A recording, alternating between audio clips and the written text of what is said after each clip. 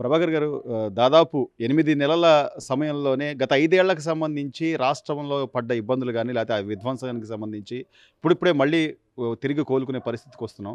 ఈరోజు దావోస్ పర్యటనల నేపథ్యంలో రాష్ట్ర ముఖ్యమంత్రి గారు గారండి, లేతే ఐటీ శాఖ మంత్రి గారు గారండి, లేదా మెంబర్ ఆఫ్ పార్లమెంట్లు వీళ్ళ బాధ్యతగా ఈ రోజున ప్రతి నాయకుడు కూడా పెట్టుబడులు తేవాలి, పరిశ్రమలు రావాలి, ఉద్యోగాలు కల్పించాలి అనేటువంటి ఈ ఈ కోణంలో ఎలా చూడాలంటారు? గత ప్రభుత్వంలోనేమో అక్కడ చలి ఎక్కువగా ఉంటుందని ఒక ఐటీ శాఖ మంత్రి చెప్పడం, ఇంకొక ఆయనేమో అసలు ఏం మాట్లాడతాడో నేషనల్ మీడియాలో మాట్లాడే పరిస్థితులు కూడా లేని నేపథ్యం నుంచి ఎలా చూడాలంటారు?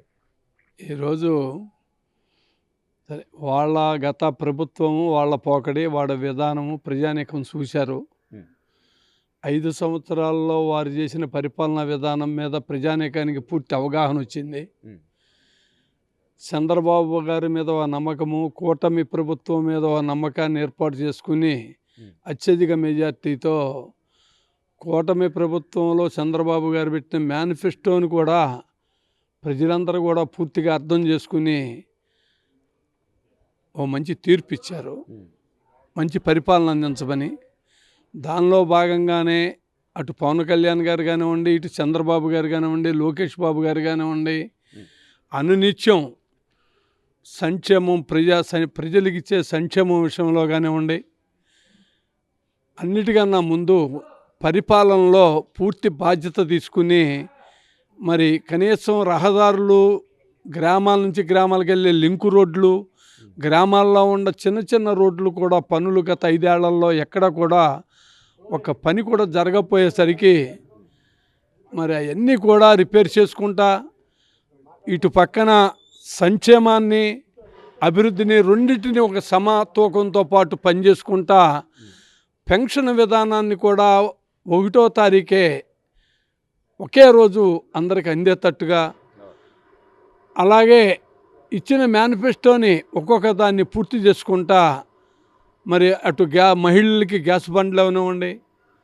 రాబోయే రోజుల్లో ఉచిత బస్సు సౌకర్యం కానివ్వండి, అన్నీ కూడా ఏదైతే మేనిఫెస్టోలో ఉన్నాయో అన్నీ చేసుకుంటా, అన్నిటికన్నా ముఖ్యం రైతాంగం వాళ్ళ కళ్ళల్లో ఆనందాన్ని చూసాం.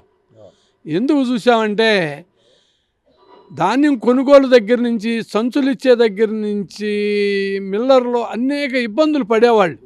డబ్బులు వేసేది ఒక బ్రహ్మపెళ్ళంగా ఉండేది. ఈరోజు రైతు పంట పండించి రైస్ మిల్లుకి వెళ్ళి అన్లోడ్ చేసి ఇంటికి వచ్చి పొడుకుని పొద్దున్నే లేచేపాటికి నీ మెసేజీ నీ అకౌంట్లో డబ్బులు పడిపోయినాయి అన్నప్పుడు ఆ రైతు ఆనందం అంతు లేకుండా ఉందన్నమాట. ఆ రకంగా రైతాంగాన్ని తృప్తిపరిచే విషయంలో కానివ్వండి, ఒక పక్క రాజధానిని ఉవ్వెత్తున మన రాజధానిని అభివృద్ధి వైపు నడుపుతానికి వాళ్ళు పెంచి పోషించిన కంప గట్ర అంతా ఆగమాగంగా రాజధానిని నాశనం చేస్తే దాన్ని అంతా ఒక మార్గంలో తీసుకొస్తానికి, ఓ పద్ధతి తీసుకొస్తానికే మరి 8 నెలలు 7 నెలలు టైం పట్టింది. దాన్ని అందరినీ కూడా మరి పెద్ద ఎత్తున రాజధాని అభివృద్ధి వైపు కూడా పెట్టారు. వీటన్నిటితో పాటు మాట అటు లోకేష్ బాబు గారు కానివ్వండి, చంద్రబాబు గారు కానివ్వండి, ఈరోజు దావోస్ పర్యటనలో ఏదో విహారయాత్రకు వెళ్ళాలా. ఏమైనా సరే ఈ ఆంధ్రప్రదేశ్ 2047 నాటికి పెద్ద అభివృద్ధిలో ముందుండాలి, అన్ని రాష్ట్రాల కన్నా ముందుండాలి అని ఒక పక్క మోడీ గారు భారతదేశం ఎలా ముందుకెళ్లాలని ఆలోచిస్తుంటే ఆంధ్రప్రదేశ్ని ఇంకా అంతకన్నా ముందుకు ఎలా నడిపించాలి అని వారి యొక్క సహకారంతో మరి పెద్ద ఎత్తున చంద్రబాబు గారు, లోకేష్ బాబు గారు, పవన్ కళ్యాణ్ గారు అందరూ కూడా ప్రయత్నం చేస్తున్నారు. దాంతోపాటే మరి అంతా బాధ్యతాయుతంగా పార్లమెంట్ సభ్యులు కానివ్వండి, శాసనసభ్యులు కానివ్వండి, వారి నియోజకవర్గాల్లో పెద్ద ఎత్తున చేస్తున్నారు. ఈరోజు పెనమలూరు నియోజకవర్గంలో మా స్థానిక శాసనసభ్యుడు బోడే ప్రసాద్ గారు ఉన్నారంటే అనునిత్యం ప్రజల్లో ఉండి మరి ఎక్కడ ఏ సమస్య వచ్చిందన్నా సరే నిమిషాల్లో అటెండ్ అయ్యి ఆ సమస్య మీద పనిచేస్తాం. మరి రోడ్ల అభివృద్ధి విషయంలో కానివ్వండి, కొన్ని కోట్ల రూపాయలు మరి తీసుకొచ్చి ఎన్ఆర్జీఎస్ ఫండ్ కానివ్వండి, జనరల్ ఫండ్ నుంచి కానివ్వండి, మరి ఇప్పుడుగా కొన్ని కోట్ల రూపాయల పనులు చేశారు, ఇంకా చేస్తున్నారు. అదే కాదు సుమారుగా 2 కోట్ల రూపాయలు ఈ రోజున ముఖ్యమంత్రి సహాయ నిధి నుంచి ఎవరికి ఏ ఆపద ఉందంటే వారికి ఆ ఆపదకి మరి వారి వైద్యం కానివ్వండి, వాళ్ళ కుటుంబ సమస్యల మీద వచ్చిన ఇబ్బందికి కానివ్వండి, ముఖ్యమంత్రి సహాయ నిధి నుంచి మెడికల్గా సంబంధించిన వరకు మరి అవి తెచ్చే విషయంలో కానివ్వండి, నియోజకవర్గ అభివృద్ధి విషయంలో కానివ్వండి, పెద్ద ఎత్తున మరి మా శాసనసభ్యులు వారు కష్టపడి పనిచేస్తున్నారు. అటు పార్లమెంట్ సభ్యుడి యొక్క సహకారంతో అన్ని రకాలుగా కూడా ఈ రాష్ట్ర ప్రజానీకం ఈ కూటమి ప్రభుత్వాన్ని హర్షిస్తున్నారు, బ్రహ్మాండంగా చేస్తున్నారు. మీరు చెప్పినట్టు ఒకవైపు వీళ్ళు పెట్టుబడులు లేకపోతే రాష్ట్రాభివృద్ధి లేదా గ్రామాల్లో గత 5 ఏళ్లలో గ్రామాల్లో సైతం కనీస సౌకర్యాలు లేని నేపథ్యం నుంచి ఈ రోజున అన్నింటినీ ఫిల్ఫిల్ చేసుకుంటూ వస్తున్న నేపథ్యం పక్కనైతే జగన్మోహన్ రెడ్డి గారు మాత్రం 6-7 నెలలకే ప్రజలంతా అసలు బెంబేలెత్తిపోయారు, వాళ్ళంతా అరాచకం చేశారు, నేను మళ్ళీ జనాల్లోకి వస్తానని చెప్తున్న మాటలను ఇంకా జనాలు నమ్మే పరిస్థితిలో ఉన్నారంటారా? ఆయన ప్రతిపక్ష పార్టీ, ఆయన కనీసం అసెంబ్లీకి వెళ్ళి 10 మంది అవ్వచ్చు, 11 మంది అవ్వచ్చు, ఇదంతా ప్రజానీకం తీర్పు కదా.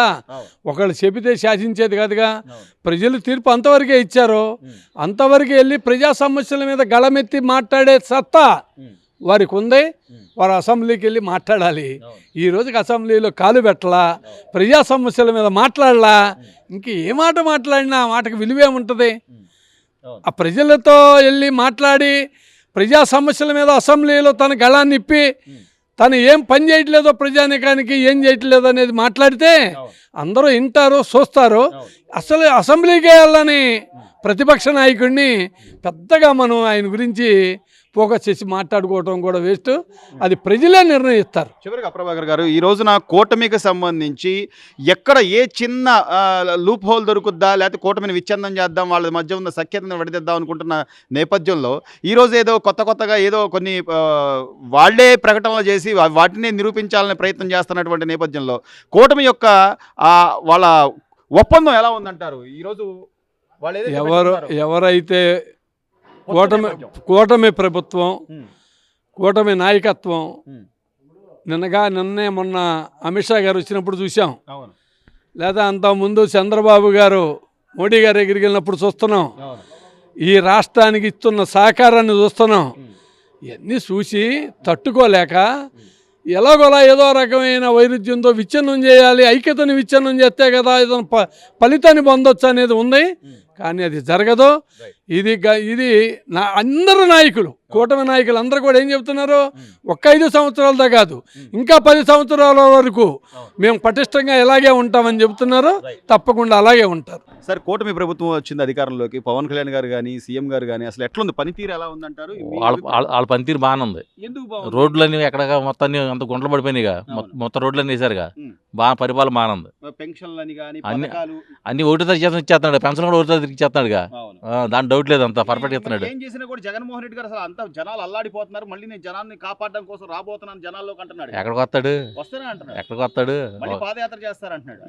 ఏం చేస్తే ఏముంది, ఏం రాడు. ఎవరెవరు ఓటేరు ఎవరు? ఎందుకని సార్? ఏం చేశాడు ఆయన 5 ఏళ్ళు? ఏం చేసి చెప్పండి.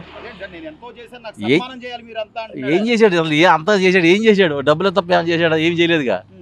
ఒక డబ్బులు తప్ప ఏం చేశాడు? ఏం చేయలేదు కదా. ఆయన సొంత డబ్బులు ఏం చెప్తాడు? ఆయన ఏమి ఇవ్వలేదు, ఏం రాలేదు. ఆయన ఉన్నప్పుడు ఏ కంపెనీలు రాలేదుగా. మరి ఇప్పుడు ఏమైనా డెవలప్మెంట్ ఏమన్నా చెప్పండి, ఏం చేశాడు చెప్పండి. జనాలు డబ్బులు ఎత్తుంది తప్ప నాకే అతను రోడ్ అనుకున్నాను. కానీ మరి జనాలు వేసేవాళ్ళు అయితే మరి ఎందుకంటే 11 సీట్లు ఎందుకు వస్తాడు? మరి 150 సీట్లు ఎట్లా ఇచ్చారు సార్? జనాలు ఏం నమ్మిచ్చారంటారు అంతకుముందు? నాన్నలా బాగా చేస్తాడు అనుకున్నారు జనాలు, ఏం చేయలేదుగా. ఇంకోసారి నమ్మరంటారా? రారు. రోజా గారు కూడా బయటకు వచ్చి మాట్లాడుతుంది కదా, అసలు ఇప్పుడు 100 మాట్లాడు చేసుకొని మేము ఎవరికి భయపడ, మా బ్లడ్ లో భయం అంటే లేదు అంటుంది. ఏముందిగా, అట్ట అనుకుని బతుకుతుమే, అంతే ఏముండదు. సో ఈయన నమ్మైతే వస్తాయి పెట్టుబడులు, పరిశ్రమలు వస్తాయి అంటారా? చంద్రబాబు గారు నమ్మి 100% వస్తాయి. 100% వస్తాయి. ఇప్పుడు దావోస్ వెళ్ళాడు ఆయన, పరిశ్రమలు కానీ పెట్టుబడులు కానీ తేవడానికి వెళ్ళాడు. గ్యారంటీగా మనకు ఆయన అడ్మిషన్ ఎందుకంటే 40 సంవత్సరాల ఎక్స్పీరియన్స్ ఉంది కాబట్టి లాక్కొస్తాడు ఏదైనా సరే. నమ్మకం ఉంది, సమస్య లేదు, చెప్పినట్టు చేస్తాడు. 100%.